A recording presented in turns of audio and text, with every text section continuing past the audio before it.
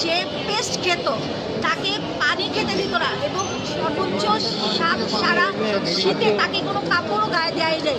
এই ধরনের টর্চারেরগুলো তাকে করা হয়েছে এবং দুইজন যে কাজের বুয়া আছেন 3 নম্বর আসামি এবং 4 নম্বর আসামি, তারাও বিভিন্ন সময় অ্যাবেটার হিসেবে তাকে চড় থাপ্পড় এবং বিভিন্নভাবে নির্যাতন করতো। বিজ্ঞ আদালত দুই পক্ষের শুনানি অন্তে বিজ্ঞ আদালত একটু আসামি পক্ষের কাছে এই ঘটনাগুলো শুনতে চান। 1 নম্বর আসামি বিধির কাছে যখন জানতে চাইলেন বিজ্ঞ আদালত যে আপনি কী কারণে এই ধরনের এক পাশবিক নির্যাতন করেছেন, যা ভিকটিমের 22 ধারার মধ্যে সম্পূর্ণ পুঙ্খানুপুঙ্খ রূপে বলা আছে এবং একজন বিচারক যখন 22 ধারাটা নিয়েছেন তিনি সে তার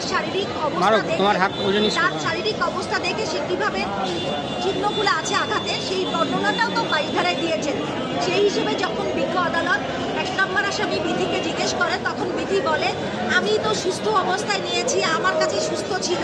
আমি সুস্থ অবস্থায় ফেরত নিয়ে গেছে এবং সে নাকি তার স্ট্যাম্পে একটা সাদা কাগজে সই নিয়ে প্রথমে 30,000 টাকা এবং পরবর্তীতে 20,000 টাকা দিয়ে এই মামলার ভিকটিমকে দিয়েছিল। তার মানে একটা কৃতদাস প্রথা। এবং পরবর্তীতে বিমানের এমডিকে জিজ্ঞেস করেন আপনি উচ্চ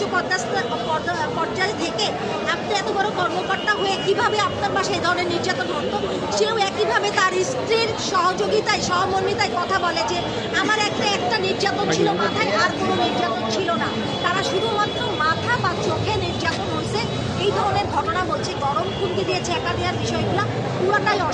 অস্বীকার করছে, কিন্তু গরম খুন্তি দেওয়ার ছেঁকার বিষয়টা এবং পাশের কুঞ্চি দিয়ে যে মারধর করেছে এই বিষয়টা একদম দৃশ্যমান। আমরা মিডিয়াতে দেখেছি, আমরা গত পরশুদিন যখন আজকে ভিকটিম যখন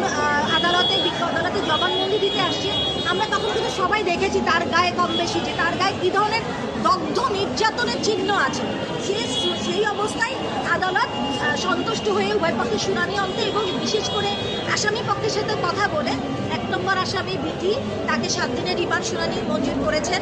এবং 2 নম্বর আসামি বিমানের সাবেক এমডি শফিকুর রহমানকে 5 দিনের রিমান্ড করেছেন এবং 3 নম্বর আসামি তার 2 বাচ্চা যেহেতু আছে তাদেরকে সতর্কতা সহে 5 দিনের রিমান্ড মঞ্জুর করেছেন এবং 6 নম্বর আসামি যিনি এই বাসার কাজে ছুটা বুয়া তার সম্পৃক্ততাও আছে এবং 22 ধারা তার কথাও যেহেতু বলা আছে তাকে 6 দিনের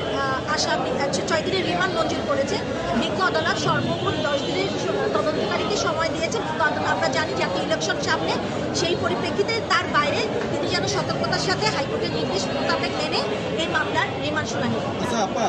মানে 22 ধারায় অনেক কিছু উল্লেখ করেছিলেন আদালত, মানে তার পর্যবেক্ষণে কী কী বিষয় উল্লেখ করছে আদালত নিজে 22 ধারাটা যখন রাষ্ট্রপক্ষ এবং আমাদের শুনানি অন্তে আদালত নিজে 22 ধারাটা শুনে করেছেন আমাদের সবার সামনে, সেখানে স্পেসিফিকভাবে বলা আছে যে এই মামলার মানে উনি মূল পয়েন্টে বলেছে কোথায় কোথায় আঘাতের চিহ্নগুলো আছে। এই মামলার ভিকটিমকে মাথায় আঘাত করছে, চোখ দুটো কালো হয়ে ভিতরে ঢুকে গেছে, গর্তে একটা আঘাতের চিহ্ন এবং গলায় আঘাতের চিহ্ন, তার চোখে মরিচের গুঁড়া দেওয়া হয়েছে এবং তার হাতে বাঁশের খুন্তি দিয়ে মারা, তার হাতে আগুনের খুন্তির ছেঁকা গরম খুন্তির ছেঁকা দেওয়া দগ্ধ এবং তার শরীরের পায়ের যে অংশটা হাঁটু থেকে পায়ের উপর সেই জায়গাটায় ক্ষত গদগদা অবস্থায় এবং সাদামতো হয়ে আছে, যেটা ট্রিটমেন্টের অভাবে তার আসলে চিকিৎসাটা একটু দেরি হয়েছে এবং পচন ধরেছে এবং এই আঘাতের চিহ্নগুলোর কথাই বিজ্ঞ বিচারক 22 ধারার জবানবন্দিতে উল্লেখ করাতে আজকে শুনানিতে বিজ্ঞ আদালত সবার সামনে এটা প্রকাশ করেছেন। 1 নম্বর আসামি বিধির 7 দিনের রিমান্ড দিয়েছেন মঞ্জুর করেছেন, 2 নম্বর আসামি শফিকুর রহমানের 5 দিনের রিমান্ড এবং 3 নম্বর আসামি 5 দিনের, তার 2টা ছোটো বাচ্চা আছে তাদেরকে সতর্কতা সহিত বলেছে এবং 4 নম্বর আসামি তার প্রত্যক্ষ ইনভলভ আছে তাকে 6 দিনের রিমান্ড মঞ্জুর। এর ভিতরে বিচারক বলছিলেন যে বাংলাদেশের মানুষ জানুক, এরকম একটা কথা বলছিল, এই কিসের প্রেক্ষিতে এই কথাটা বললো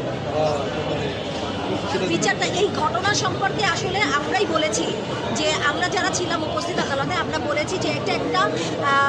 এই সরকারের ভাবমূর্তি, আমরা জানি এখন একটা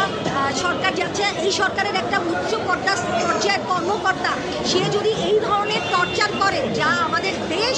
ও জাতি এবং বাইরের জন্য একটা ভাবমূর্তি ক্ষুণ্ণ হওয়ার বিষয়। স্যার আমরা বিজ্ঞ আদালতকে বলেছি এবং বিজ্ঞ আদালতে এই কথাই বলেছেন যে আপনি তো বিমানের একজন উচ্চ পদস্থ কর্মকর্তা ছিলেন, কিভাবে উনিও একইভাবে প্রশ্ন করেছেন কিভাবে আপনার বাসায় এ ধরনের নির্যাতন হয়।